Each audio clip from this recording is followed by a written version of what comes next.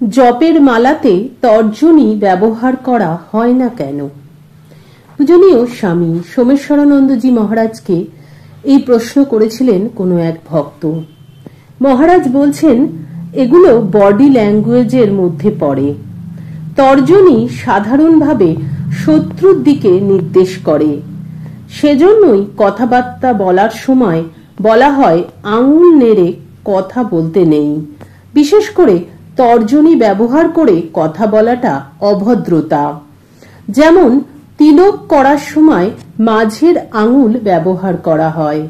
ভাইফোঁটার সময় দেখেছেন থার্ড বা ফোর্থ ফিঙ্গার ব্যবহার করা হয়। অর্থাৎ আমাদের কটা আঙুল আছে?